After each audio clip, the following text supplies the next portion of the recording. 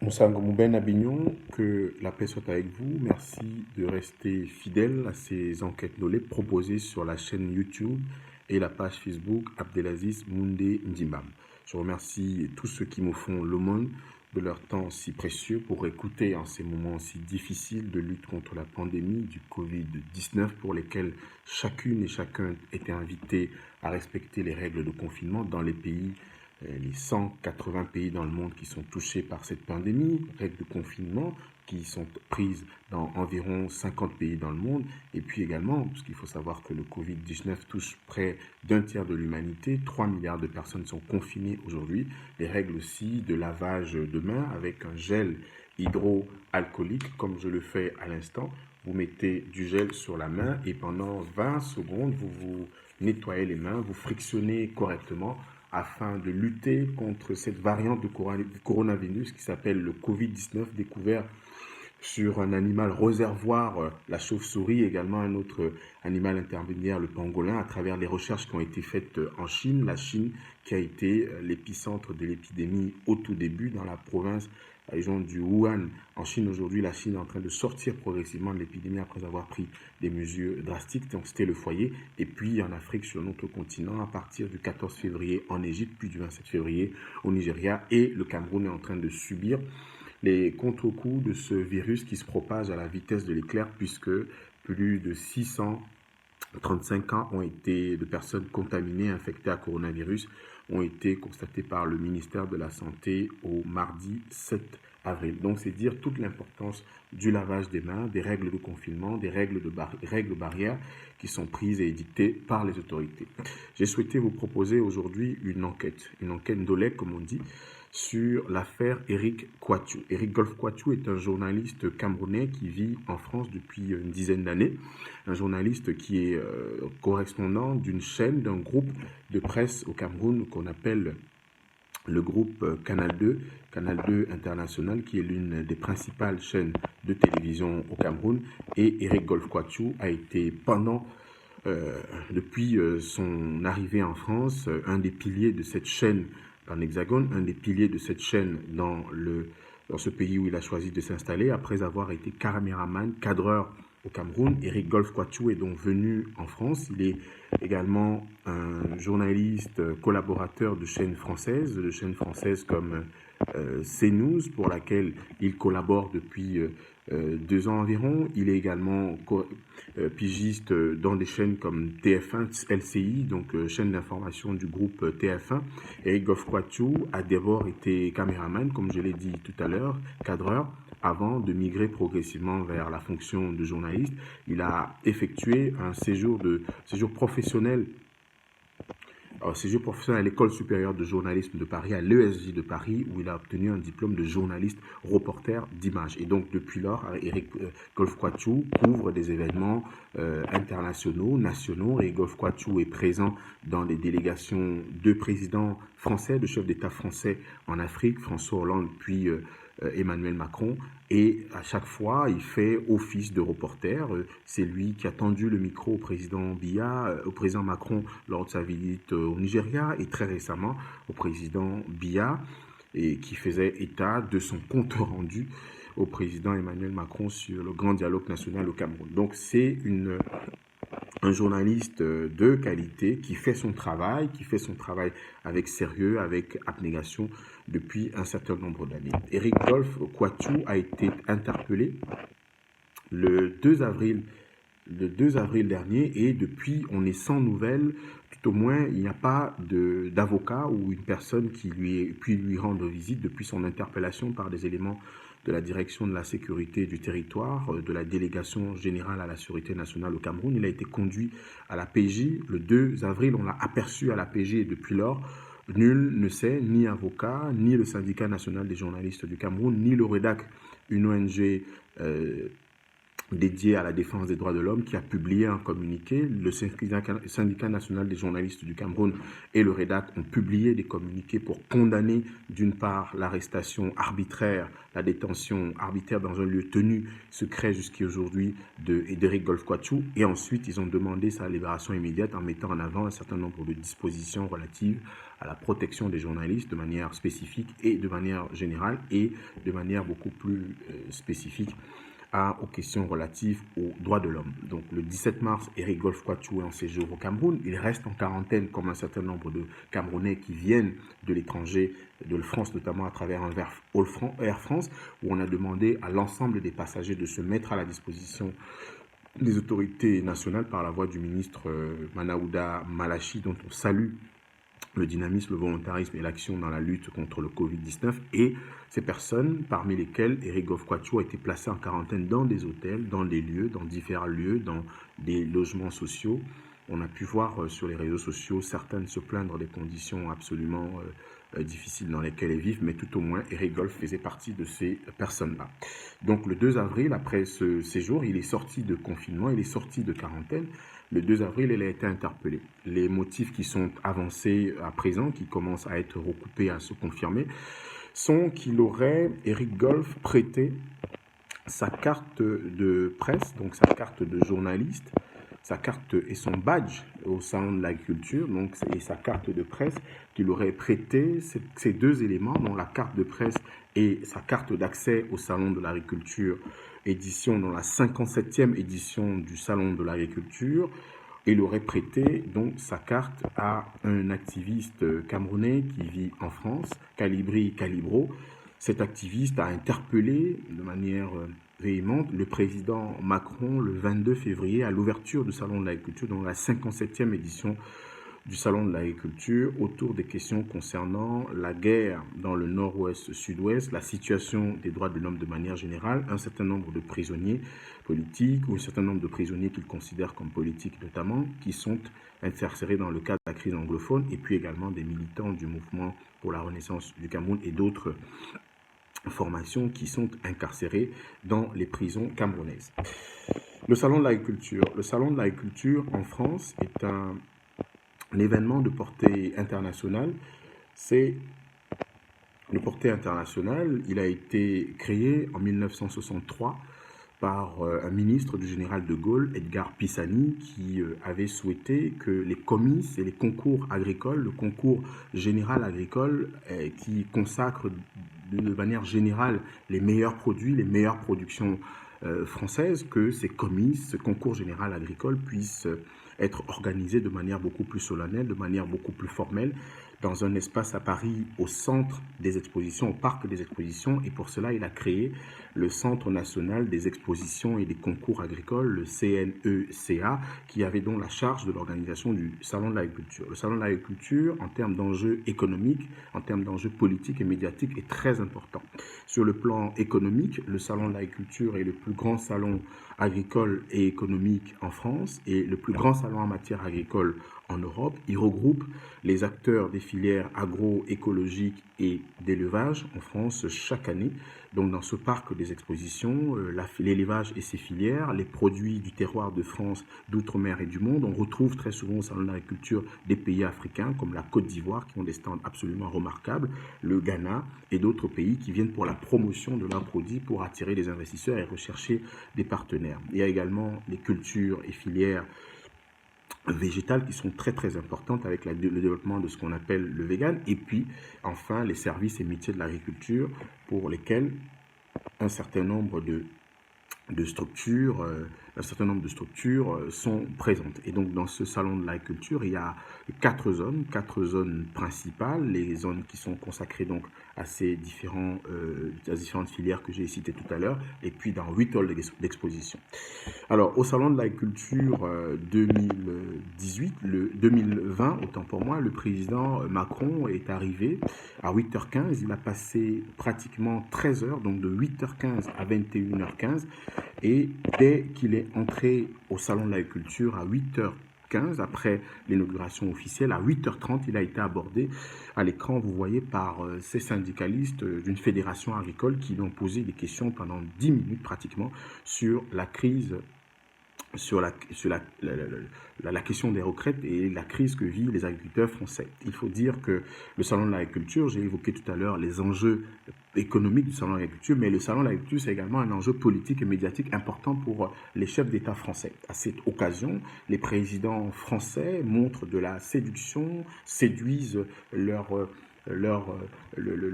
public, recherche une popularité quand ils sont en berne ou tout simplement à la consolider auprès de l'opinion, et c'est l'ensemble de la presse française, l'ensemble des presses économiques, politiques françaises qui sont mobilisées en général pour ce salon de l'agriculture. Et à cette occasion, il peut y avoir des incidents, il peut y avoir des bons mots, des annonces comme celles qui sont généralement faites. Et l'une des figures emblématiques de ce salon de l'agriculture a été longtemps le président Jacques Chirac. C'est à cette occasion aussi que le général de Gaulle avait déclaré que la France est un pays aussi complexe que ses 65 variétés de fromage. Jacques Chirac aussi, l'un des gaullistes les plus emblématiques, les plus historiques en France, qui, on le voit, passait plus de 20 heures, parce que tout à l'heure j'ai dit que le président Emmanuel Macron a passé 13 heures d'affilée de 8h15 à 8h20 à 21h20 ce jour-là. Eh bien, il avait l'habitude d'y passer le clair de la journée pour pouvoir rehausser, consolider son image de bravage franchouillarde qu'il a fait tant aimer des Français, comme on a pu l'observer à ses obsèques. Donc ce jour-là, Emmanuel Macron rencontre un certain nombre de Français, ils discutent, c'est la castagne, parfois le ton est dur, parfois le ton et très dur comme avec cet étudiant à qui il demande de travailler avant de venir aborder des sujets. Ici, il demande à des gens de pourquoi vous sifflez, venez me parler. Donc, il est interpellé à 14 reprises sur son chemin pendant ces 13 heures. Donc, il y a une diversité de rencontres avec des étudiants qu'il recadre, avec une gilet jaune avec qui il parle des questions concernant la retraite, des questions de violence aux femmes, des questions justement qui sont liés à la suppression des APL par Emmanuel Macron. Il va être interpellé par un étudiant africain avec qui il va finir par prendre un selfie, donc une discussion qui a fini de manière beaucoup plus positive, avec une note positive, avec cet étudiant africain qui pose une question à Emmanuel Macron concernant la réduction des aides au logement qui sont... comme un autre étudiant français l'a posé tout à l'heure, mais spécifiquement, celui-ci va lui poser des questions concernant les frais de scolarité qui ont été augmentés pour les étudiants étrangers, qui sont passés de 400-500 euros environ à 3000 euros. Donc, bref, ce jour-là, c'est enjoué parfois, avec les meilleurs ouvriers, les meilleurs agriculteurs de France. C'est parfois heurté, comme avec cet étudiant qu'il recadre. C'est parfois beaucoup plus profond en termes de discussion. Il a fait 12 minutes avec ces agriculteurs qui sont dans le domaine de l'agro-industrie. Et comme je l'ai dit en tout début, avec un certain nombre de syndicats agricoles. Donc, 13 heures, pendant 13 heures, de 8h15 à 21h20, il y a cette discussion. Après cette série de discussions, après cette série d'interpellations, il y a eu une interpellation par l'activiste camerounais Calibri Calibro. L'interpellation de Calibri Calibro est précédée de celle qui était avec une réaction agressive et violente d'Éric Drouet, qui est un des leaders historiques des Gilets jaunes, ce mouvement qui a surgi dans l'opinion française depuis 2 années et demie environ sur les ronds-points et qui a complètement transformé les modes de revendication, qui a complètement transformé les modes de revendication collective en France. Les éléments du groupe de sécurité présidentielle vont maîtriser Éric Drouet, l'exfiltrer, le sortir du hall où était présent Emmanuel Macron. Pendant ce temps, il est dans une buvette, il se déplace vers un stand de Cake and Coffee et Dili, de la filière de transformation du café. Ce sont des entreprises qui produisent du café torréfié et qui proposent au public et qui avaient des stands absolument impressionnants au salon de l'agriculture. Donc, il se dirige. À ce moment-là, l'activiste camerounais crie « Monsieur Macron, et il lui lance son interpellation concernant la situation dans le nord-ouest, sud-ouest du Cameroun. À ce moment-là, les éléments du groupe de sécurité présidentielle qui couvrent le président de la République et ses 2 aides de camp, Vincent Minguet et Charles Loy, à ce moment-là, ils vont vers Calibri Calibro pour essayer de le maîtriser. Et c'est Emmanuel Macron qui demande de le laisser. Emmanuel Macron qui est accompagné à ce moment-là d'une délégation, celle composée du ministre de l'Agriculture Didier Guillaume, de son chef de cabinet François-Xavier Loche, de son chef de cabinet adjoint Rodrigue Fulcy, de ses conseillers du pôle écologie, agronomie, agro-industrie, économie et transport de l'Élysée, donc Pierre Delduc et Julien Turenne.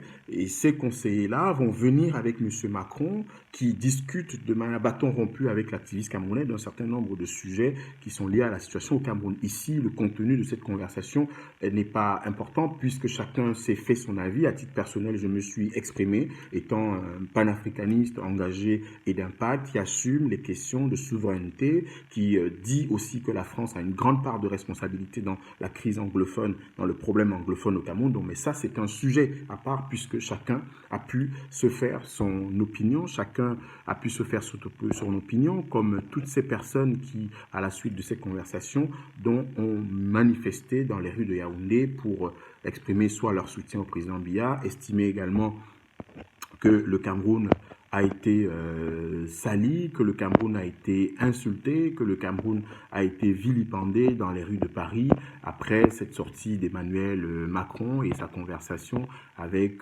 Calibri Calibro, donc ces manifestations qui ont donc été organisées à cette occasion-là. Donc pour revenir sur l'interpellation qui s'est passé. Nous avons interrogé un certain nombre de personnes, nous avons interrogé la direction de la communication et les services du Centre national d'exposition et du concours agricole qui ont la charge de l'organisation du Salon de l'agriculture. Nous avons interrogé également ceux qui étaient présents au moment de cette conversation entre l'activiste camerounais et Emmanuel Macron, c'est-à-dire l'Élysée, c'est-à-dire les journalistes qui étaient présents à ce moment-là, ceux de BFM TV, Éric Brunet, Laurent Neumann, Anthony Morel, le journaliste de TMC Télé Monte Carlo qui travaille pour l'émission Le Quotidien sur TMC présentée par Yann Barthès, Pierre Larouturou qui suivait et qui, au moment où Emmanuel Macron se déplaçait donc vers Kekan Kofi et Ili, était avec Emmanuel Macron parce que ce qu'il faut dire, c'est que le président français n'a pas eu un moment avant 21h où il a accordé une interview à tous les médias français. À tous les médias français, il a accordé une interview après, donc à sa sortie du Salon de l'agriculture. Il s'est arrêté un moment pour donner ses impressions, parler de sa journée, faire un certain nombre d'annonces et puis également parler d'un certain nombre de sujets liés à l'actualité française, internationale également. À l'actualité française internationale également. Donc, il n'y a pas eu d'interview. C'était pas une interview. L'entrevue, l'échange vif entre Emmanuel Macron et Calibri n'était pas du tout une interview avec la presse. Donc, il n'y avait pas à ce moment-là, et le Salon de l'agriculture, à travers le Centre national des expositions et des concours agricoles qui a la charge de ce salon, eh bien, ils sont formels là-dessus. Celui qui s'occupe, le pôle qui s'occupe des visites officielles, donc celle du président Macron, on dit, il confirme que cet activiste camerounais s'est présenté comme un activiste et non comme journaliste. À ce moment-là, il n'avait pas besoin ni du badge, ni donc de ce badge-là qui est un badge, comme vous voyez à l'écran, un badge avec photo. Donc, on ne peut pas utiliser la photo d'Éric Golf Kouachou quand on n'est pas Éric Golf Kouachou. On ne peut pas utiliser la photo d'Abdelaziz Moundé, un badge avec la photo d'Abdelaziz Moundé quand on n'est pas Abdelaziz Moundé. Donc, c'est un badge qui est nominatif et avec une photo. Ce n'est pas simplement un nom, mais c'est avec une photo. À ce moment-là, et au Salon de l'agriculture, la presse porte autour du cou un badge. Et quand l'activiste camerounais se présente, il se présente comme étant un activiste et non comme un journaliste. À ce moment-là, le président Macron parle par un journaliste. Il a parlé aux journalistes, je l'ai dit tout à l'heure, à partir de 21h20, quand il est sorti de ses 13 heures marathon au Salon de l'agriculture, où il a été interpellé à 14 reprises, y compris par l'activiste camerounais, par différents Français, des étudiants, des agriculteurs, des industriels, des syndicalistes, des gilets jaunes. Il a parlé avec tout ce monde, parfois de manière véhémente quand on le sifflait, parfois de manière dure, parfois de manière beaucoup plus conviviale, et aussi à bâton rompu, comme avec l'activiste camerounais Calibri Calibro. Donc, à ce moment-là, il n'a pas besoin de la carte de presse, il n'a pas besoin du Kouachou, qui lui aussi au Salon de l'agriculture fait son travail de journaliste normalement, donc il n'a pas besoin de s'appeler Éric Kouachou pour l'interpeller. Donc à ce moment, il fait son travail comme journaliste, il fait son travail comme tous ses autres confrères par la direction de la communication du Salon de l'agriculture à travers Comexposium. Madame Kathleen Reed, qui est la directrice de la communication, elle peut attester à qui souhaiterait vérifier tout ça que le Salon de l'agriculture, dans les visites officielles, eh bien, il y a un pôle dédié à la presse, un pôle dédié aux personnalités, notamment M. Macron et la délégation dont j'ai évoqué la composition tout à l'heure, et dire de manière très très claire, de manière très formelle que ce badge qui était porté par Éric Golf Kouachou ce jour-là était un badge à la fois nominatif mais qui portait également une photo. Donc il n'a pas pu donner son badge ni sa carte de presse qui porte sa photo, qui porte également son nom à quiconque, à qui d'autre. Pourtant lui-même il était présent au Salon de l'agriculture et au moment de l'interpellation qui est donc faite par l'activiste camerounais comme 13 autres personnes, comme différents groupes au Salon de l'agriculture. Au moment donc de cette interpellation, c'est Emmanuel Macron qui vient, au moment où le groupe de sécurité présidentielle qui le confirme, vient pour pour se saisir de l'activiste camerounais. C'est Emmanuel Macron qui demande, bien sûr, de le laisser et puis qu'il puisse engager une conversation avec lui à bâton rompu, comme on a pu l'entendre, comme on a pu le voir, puisque cette vidéo a été virale sur les réseaux sociaux et à travers les médias. Donc, sur ce plan, les éléments, voilà, le Pierre Larouturou de TMC qui tend le micro à la fois à Emmanuel Macron et à Calibri pendant la discussion, qui travaille pour Le Quotidien, donc une émission de grande audience sur Télé Monte Carlo de Yann Barthès, que beaucoup qui suivent ce direct connaissent, ont l'habitude de suivre tout au moins. Eh bien, il est formel. À ce moment-là, ce n'était pas une interview d'Emmanuel Macron avec un journaliste, mais c'était une interview avec un activiste camerounais. Et le stand de BFM TV était derrière l'activiste camerounais, Éric Brunet, Laurent Neumann, Anthony Morel, on peut suivre. Ce n'était pas un journaliste qui s'adressait à Emmanuel Macron, mais un activiste qui plus est l'a assumé comme tel. Alors, la question de l'affaire Eric Golf Quatou, pour laquelle le SNJ, le REDAC, un certain nombre d'organismes, Le Jour, Le Quotidien, Le Jour et Le Messager ont dans leur colonne traité à la fois de l'importance et puis des préoccupations. Eh bien, l'affaire Eric Golf Quatou a un arrière-plan sur la question des droits de l'homme, c'est vrai au Cameroun, mais aussi sur les questions de bataille, de succession au Cameroun et puis également de contrôle de Paris. On attribue à M. Christophe Ketchanké et Eric Golf Quatou une proximité. Or, dans le cas actuel, ceux qui ont était à l'origine aussi de cette interpellation. Il faut dire que cette interpellation qui a été faite le 2 avril d'Eric Golf Quatou à Yaoundé, elle intervient à la suite d'une dénonciation qui est faite par des Camerounais de la diaspora. Des Camerounais de la diaspora, entre autres M. Narcisse Barga, qui aussi a été caméraman, qui est devenu journaliste, qui a travaillé au Cameroun pour un certain nombre de structures, la GTZ, le ministère de la Santé, et puis également qui a été assistant de Bassek Bakoubio dans le domaine du cinéma, donc quelqu'un de très compétent dans le domaine des médias, du cinéma, qui s'est installé en France et qui fait partie de la mouvance qu'on appelle les patriotes. Les patriotes qui sont opposés à la brigade anti-Sardinard, donc de Calibro avec ses différentes branches. Brigade anti-Sardinard qui est devenue, qui est née à la suite de revendications, de manifestations suite au contentieux post-électoral au Cameroun après l'élection présidentielle de 2018. Donc il s'est constitué au sein de la diaspora des groupes, des factions, des personnes qui soutiennent le pouvoir ou l'opposition selon, qui s'appellent patriotes, basses, etc. Donc Narcisse Marga fait partie de cette mouvance-là.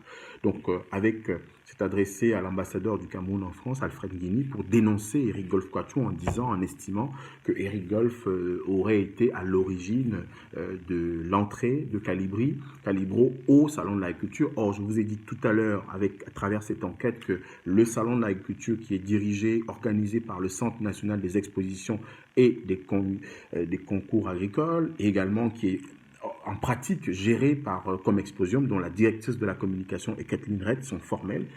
Le salon de l'agriculture, le 22 février, était ouvert au public. On paye ses 13 €, on y accède. Les journalistes entrent avec un badge qui porte le nom et la photo du titulaire de la carte de presse. Tout à l'heure, j'ai montré les cartes de presse et le badge de Eric Golf Quatou à l'écran. Je vais remontrer justement ce badge-là pour que voilà, ce badge-là porte sa photo. Donc Calibro ne pouvait pas avoir sa photo. Donc cette dénonciation, elle a donc été faite par Narcisse Barga, un certain nombre de personnes auprès de l'ambassadeur Guigny, qui a transmis à la délégation générale à la sécurité nationale cette information, disant que Eric Golf Quatou serait celui qui aurait passé son badge et sa carte de presse à Calibri pour qu'il puisse accéder au salon de l'agriculture et donc parler à Macron. Ce qui est contesté à la fois par les sources officielles, donc les responsables de l'Élysée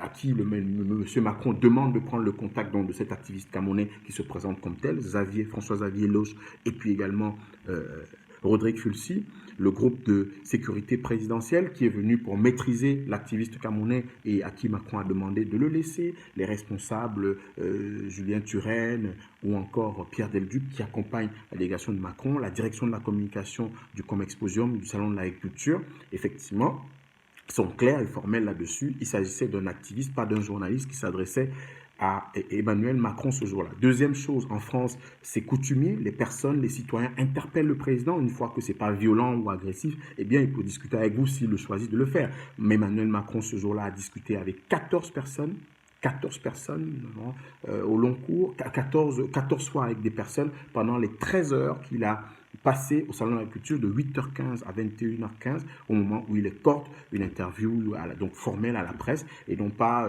à ce moment-là puisque ce n'était pas une interview qu'il accordait à un journaliste mais plutôt un échange avec un activiste qui s'est présenté comme Camerounais et qui portait des revendications.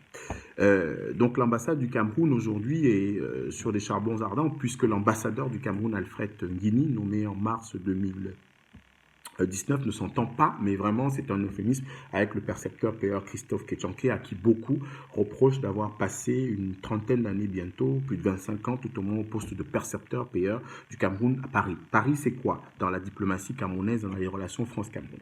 Eh bien Paris c'est le premier poste diplomatique camerounais dans le monde. Paris c'est un poste diplomatique duquel sont partis un certain nombre de personnalités, Ferdinand Léopold Oyono, Bepadon pour devenir directeur du cabinet civil ou ministre au Cameroun, comme Jacques-Roger Bobo, Samuel Mondoyolo, le dernier qui est parti pour rejoindre le gouvernement, précédé par Mbella Mbella. Donc sur ce plan-là, Paris c'est une passerelle pour entrer au gouvernement au Cameroun, mais Paris c'est aussi, pour le cas de Bilo Pascal ou de Simon-Pierre Nkoetungu, un lieu où sont parfois recasés de hautes personnalités qui ont servi comme ministre.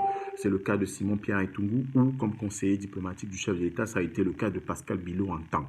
Alors Paris, c'est aussi un lieu où le Cameroun compte beaucoup d'avoirs extérieurs à travers des comptes, à travers aussi des biens immobiliers.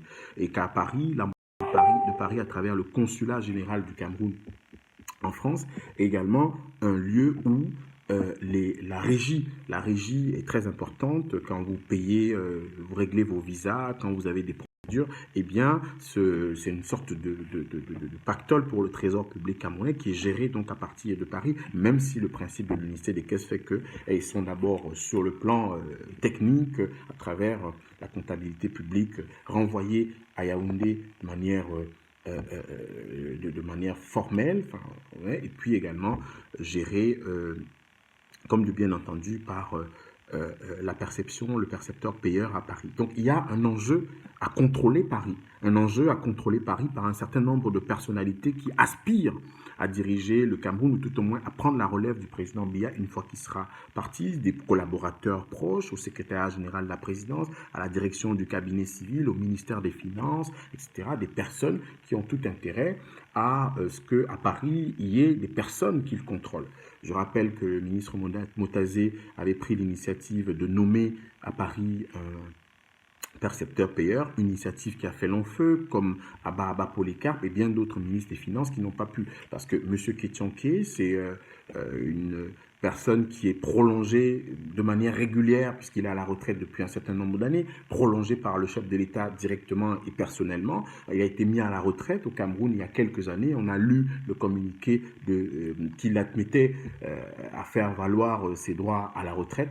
Eh bien, quelques temps après, il a été prorogé par le président Biya, et au grand étonnement de ceux qui sont cohérents et logiques par rapport à cette situation-là, on se demande pourquoi des personnes ne s'adressent pas directement au président de la République pour le cas de M. Ketchanké, parce que ça relève de lui. C'est-à-dire qu'il a été, sur le plan formel, admis à faire valoir ses droits à la retraite, mais le président a choisi de le prolonger de manière absolument régulière. Pourtant, il y a un certain nombre d'officiers supérieurs de l'armée, des colonels qui ont été à la tête de la mission militaire, attachés de défense, qui ont été prorogés 2-3 ans, mais qui ont été priés de rentrer au Cameroun après avoir été en service pendant de nombreuses années à Paris. Donc, c'est cette question-là. C'est-à-dire qu'il y a une bataille, un enjeu, une inimitié crasse entre l'ambassadeur Alfred Nguini et le monsieur Ketchanké, et on prête donc une proximité entre Eric Golf Kwachu et l'ambassadeur. Ils appartiennent à la même ethnie. C'est courant aujourd'hui au Cameroun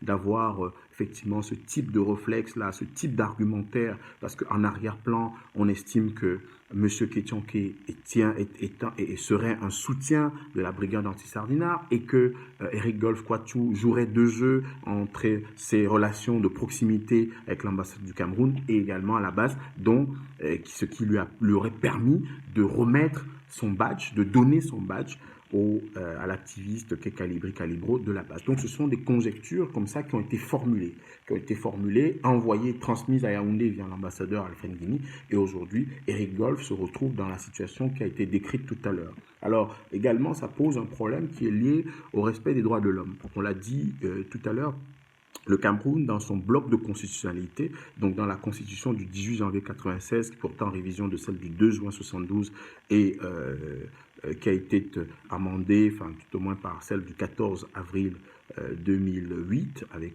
cette modification sur la durée du mandat présidentiel, eh bien, le Cameroun proclame son attachement à un certain nombre de conventions internationales. Ces conventions internationales sont notamment les conventions sont notamment la Déclaration universelle des droits de l'homme, le Pacte international relatif aux droits civils et politiques, la Charte africaine des droits de l'homme et des peuples, entre autres, dont le Cameroun a adopté les principes. Et ces principes sont très très clairs sur la question de la détention arbitraire. Nul ne peut être détenu de manière arbitraire, disent les articles 6 de la charte africaine, les articles 6 de la charte africaine des droits de l'homme et des peuples et les articles 9 du pacte international civique, des pactes internationaux relatifs aux droits civiques et civils et politiques, et qui sont formels là-dessus. Pourquoi on l'évoque? Parce que le Cameroun a traduit dans sa législation à travers le code de procédure pénale de juillet 2005 l'ensemble de ces principes tirés de ces conventions qu'il a ratifiées. Ces principes, traduits dans le Code de procédure pénale, concernent la question de la présomption d'innocence de l'article 8, avec un alinéa 2, puisque la présomption d'innocence est que toute personne suspectée, arrêtée, poursuivie dans le cadre d'une affaire est réputée innocente avant qu'un jugement ne puisse établir sa culpabilité. Ça, c'est l'alinéa 1 de cet article. Et puis l'alinéa 2 dit que cela s'applique à tout suspect, toute personne arrêtée ou détenue. Et cette question de la présomption vaut dès l'engagement d'une procédure, après la notification au suspect, au prévenu, au détenu, que sais-je encore, à l'accusé, quelqu'un qui est mis en accusation d'une manière ou d'une autre. À partir du moment où vous êtes notifié, à partir du moment où vous êtes saisi, eh bien, la question de la présomption d'innocence joue, sauf des exceptions, puisqu'il n'y a pas de règle sans exception, notamment liées au flagrant délit, à des questions qui peuvent être liées à des dispositions tout à fait exceptionnelles, comme la loi antiterroriste du 23 décembre 2014 au Cameroun, loi qui a été également contestée dans un certain nombre de ses principes, justement puisqu'elle violait un tout petit peu, ou elle entachait tout au moins les principes généraux qui ont été édictés par le Code de procédure pénale suivant l'adhésion, la ratification par le Cameroun d'un certain nombre de conventions internationales, dont la Déclaration universelle des droits de l'homme, le Pacte international civique relativement aux droits civiques et politiques, et également la Charte africaine des droits de l'homme et des peuples, qui sont très très clairs en la matière. D'un autre côté, la question de la détention est réglée dans l'article 218, les articles 218 et 221 du Code de procédure pénale, qui règlent la question de la détention et qui la soumettent à cette question du droit à un avocat, du droit à garder le silence, du droit à une assistance, du droit à un certain nombre de droits qui encadrent la question de la détention et la question de la garde à vue également. C'est 48 heures. Or, Eric Golf est détenu depuis le 2 avril. Nous sommes au 7 avril. Ça fait 5 jours qu'il est détenu, donc plus de 48 heures. Il faudrait qu'un procureur de la République, ayant été au courant du dossier, puisse effectivement prolonger. À ce moment-là, on n'est plus dans l'état d'exception, parce que si on est dans l'état de droit, c'est le respect de ces questions qui sont réglées, parce que le Code de procédure pénale, qui est l'instrument, le trait d'union entre l'accusation, donc l'infraction ou la personne mise en cause, et la sanction, c'est le trait d'union, et aussi est devenu un instrument de mesure du degré de modernité, du degré d'avancée démocratique, du degré de liberté dans un pays, du degré de respect des principes de l'état de droit dans des pays qui se prétendent comme modernes. À partir du moment où on ne respecte pas ces règles liées à la procédure du Code de procédure pénale, on rentre dans l'état d'exception. L'état d'exception a existé au Cameroun. En 1962, le président Ahidjo a été habilité par l'Assemblée nationale à prendre un certain nombre d'ordonnances. Ces ordonnances, dites de 62, ont été absolument liberticides, ont privé les Camerounais, de nombreux Camerounais, à travers des écoutes, des filatures, de la suspicion. Il suffisait qu'on vous pointe comme militant de l'UPC, comme maquisard, comme rebelle, etc., pour que vous passiez le restant de vos jours à la BMM, à Tcholéré, à Mantoum, sous une torture atroce. Ça s'est vu au Cameroun. À partir de 1990, ces lois-là ont été abolies, les ordonnances de 62 ont été abolies, et un nouveau train de liberté qui a été mis en place avec des pointes comme la loi de juillet 2005 sur l'important code de procédure pénale au Cameroun qui réconcilie un tout petit peu les principes accusatoires et inquisitoires des deux cultures anglo-saxonnes et françaises du droit camerounais, qui mettre en place un certain nombre de dispositifs liés au droit à la défense. Tout à l'heure, j'ai parlé du droit à un avocat, droit à garder le silence, droit d'être assisté, etc. On a également ce code de procédure pénale qui règle les questions liées à la détention. Aujourd'hui, on se plaint d'une surpopulation carcérale au Cameroun qui est liée au fait que vous avez comme le cas de Paul Tchouta, quelqu'un qui a commis un délit, enfin qui est poursuivi autant pour moi pour un délit, c'est-à-dire la question de la diffamation, qui doit rester 6 mois en prison et avec c'est quand dans le cas d'un délit, le code de procédure pénale est très très clair là-dessus. Tout à l'heure, j'ai évoqué les articles 218 et puis 221 sur la question de la détention provisoire. C'est-à-dire que vous restez 6 mois en prison et il faudrait qu'il y ait un procès, absolument. C'est qu'un juge puisse, un juge impartial, un juge indépendant, puisse, un tribunal avec des juges indépendants, impartiaux, puisse effectivement décider si oui ou non vous êtes coupable et puis donc vous infliger une peine que vous avez purgée ou que vous allez purger. Ou tout au moins, quand vous êtes élargi, qu'on puisse prononcer votre relax et avec une levée d'écrou, vous pouvez quitter une maison d'arrêt. Donc, en cas de délit, c'est 2 mois de prolongation. C'est-à-dire que si vous avez passé 6 mois en cas de délit en prison, en détention prévisoire, donc détention préventive, eh bien, vous avez une prolongation qui ne peut excéder 2 mois. Et dans le cas d'un crime, on a une prorogation qui va à 12 mois. C'est-à-dire qu'à un moment, il faudrait que si vous êtes accusé d'avoir commis un crime, qu'on puisse vous juger dans des délais raisonnables et que si ce n'est pas fait, au bout, on proroge ce délai de 12 mois au terme desquels il faudrait que vous ayez votre jugement. Non, on n'en est pas encore à cette question de détention provisoire, tout au moins puisque nous sommes dans le train de la privation des libertés, de formes de détention arbitraire. J'évoquais tout à l'heure les articles 6 et 9 des chartes africaines de droits de l'homme et des peuples, du pacte international relatif aux droits civiques et politiques qui sont très clairs. Nul ne peut être détenu de façon arbitraire. Considérons que la question de la détention arbitraire au Cameroun, qui a concerné un certain nombre de personnes, le florilège et la liste est longue, ne peut pas être justement continuer à être cautionné de cette manière-là, puisque en ce moment, depuis le mardi 5 avril, Eric Goff vraisemblablement subit les contre-coups de cette forme de détention arbitraire, puisqu'il n'a été notifié, tout au moins jusqu'ici, des charges qui sont retenues contre lui. Aucun avocat n'a pu avoir accès à lui, aucune notification officielle n'a été faite à ce sujet-là. Donc, la question et la préoccupation sont extrêmement vives au Cameroun et tout au moins parmi ceux qui sont les défenseurs des droits de l'homme à travers le monde, à travers le Cameroun, à travers l'Afrique. Nous avons voulu donc à travers cette enquête expliciter le cas Eric Goff, alerter également sur la question de la détention arbitraire, la question des droits de l'homme au Cameroun, donner l'arrière-plan de cette affaire qui concerne également, qui est liée également à des questions de succession au Cameroun, mais également au contrôle des avoirs et puis des finances à Paris. Je vous remercie d'avoir suivi cette enquête Ndolé consacrée à l'affaire Eric Goff Kwachu. Je ferai une autre très bientôt qui sera consacrée, dont l'annonce sera faite sur la page Facebook Abdelaziz Moundé Ndjibam, qui sera consacrée à l'affaire concernant le vaccin contre le Covid-19, contre le coronavirus sur le continent africain. Moussa Ngouben Abignon, que la paix soit avec vous.